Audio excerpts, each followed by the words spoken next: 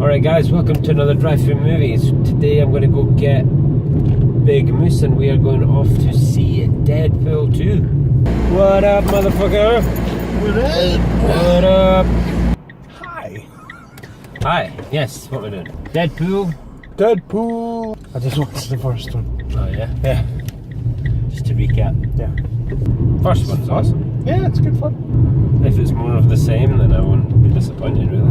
Be interested to see what they're doing with the bigger picture. Are they going to fit it in somehow to the MCU? I don't know if Marvel are planning to integrate them further.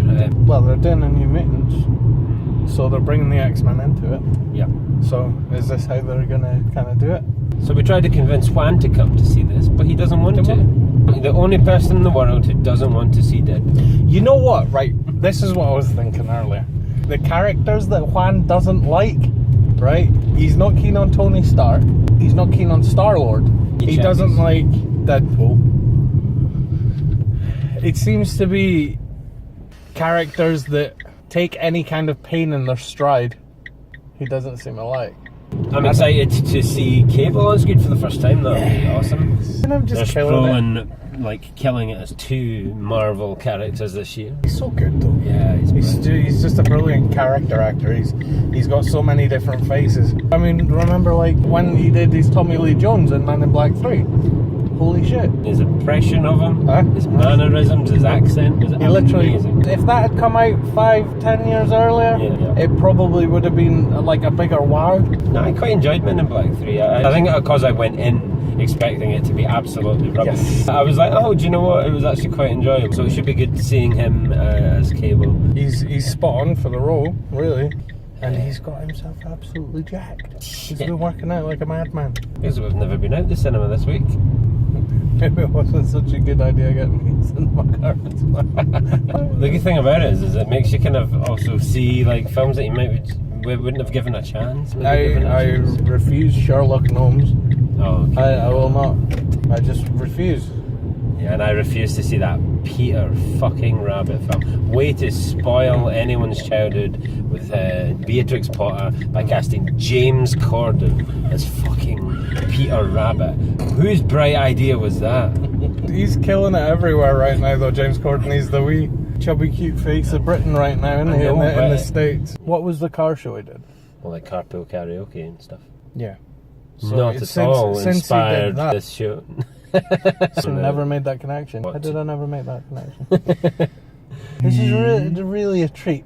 I mean, this is like, it hasn't just been 2 drives to the cinema and then watch a badly pirated copy of a film. Now I paid for a cinema card because he didn't want it. Didn't want to shell out. But then, to be fair, if I didn't have the cinema card, I wouldn't have sat through Rampage. Oh, God. I can't believe Juan wanted to go and see that. No, over Pish Deadpool. instead of Deadpool. A movie about 3 giant monsters fighting should have been a hell of a lot better than it was. I don't know, they just didn't revel in it enough. What else did I watch it today? Terminator Genesis. Oh dearie me. God, that film. And I thought I'd give it another go. I remember me and you talked about it. You just liked it because Jai Courtney was on it. Oh, yeah. You like the big Aussie dude? He's beautiful. Yeah, he's awesome. I do like him. No, I like him. He's a good actor. But what a numpty of a film. I know. It was just, I watched it and I was like, okay, so if this film never happened, there's no difference. Mm-hmm. This film brought absolutely nothing new to the universe. It did. It brought the Nexus points. A point in time with such significance that it creates multiple timelines. Anyway, let's go in and go see Deadpool. We will catch you soon. He wants me to get out of the car, so it looks all professional. That's not going to happen. Don't start. Don't start.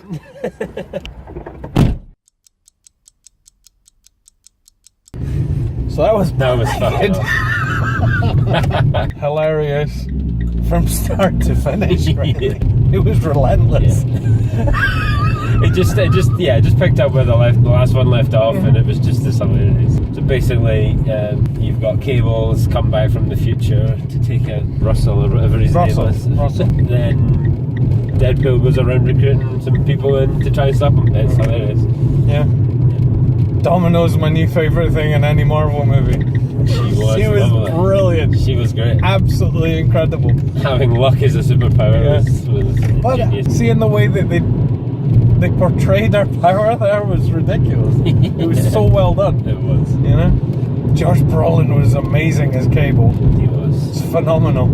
Just absolutely badass. Just the grimace face badass, really. Yeah. In the face of all the comedies, just like... He had some cracking lines though. They all did. It was wonderfully written. All the dialogue was really well timed and on point. Whatever your sense of humour, there was going to be something in there that you would giggle at for sure. Yep.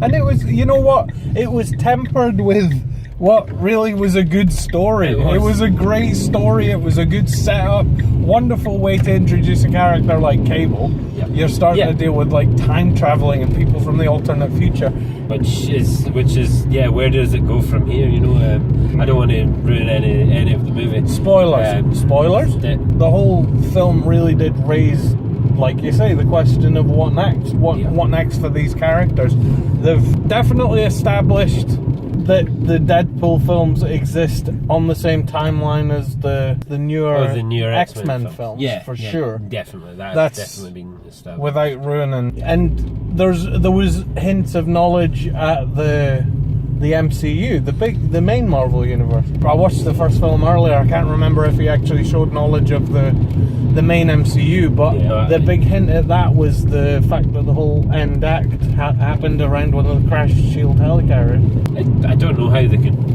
Smarter people than us write this stuff, so maybe they can figure it all out.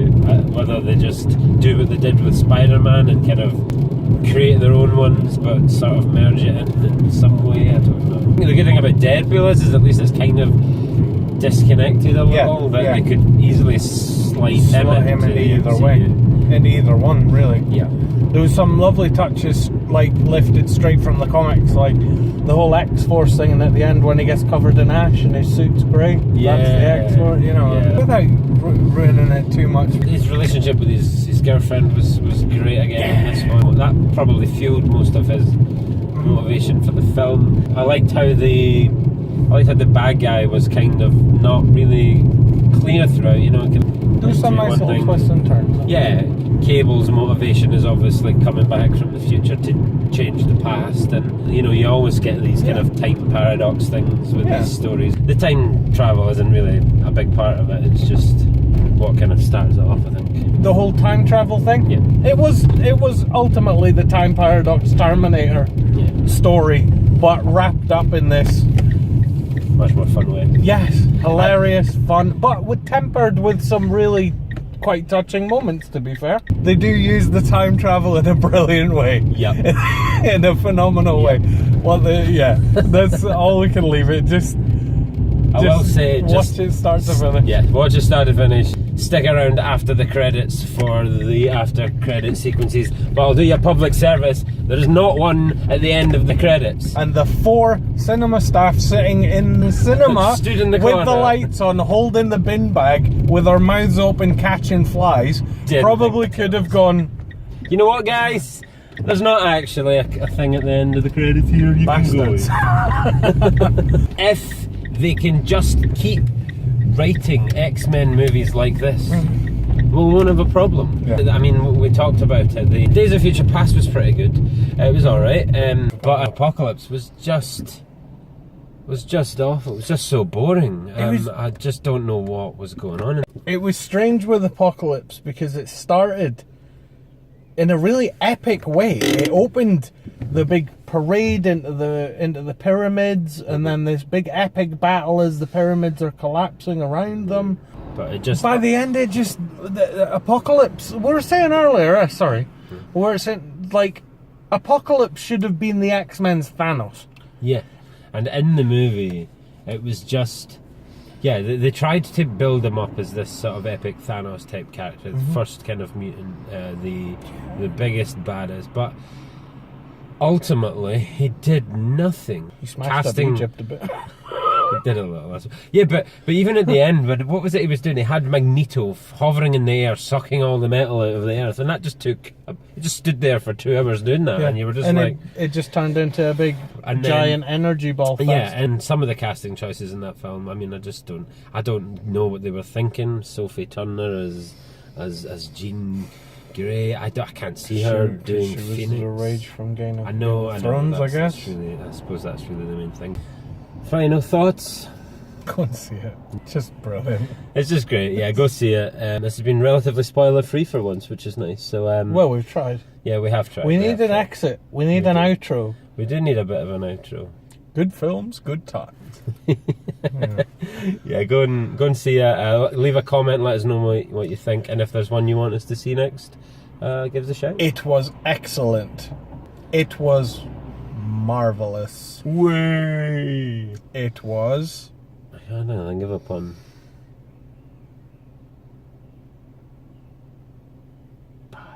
Bye.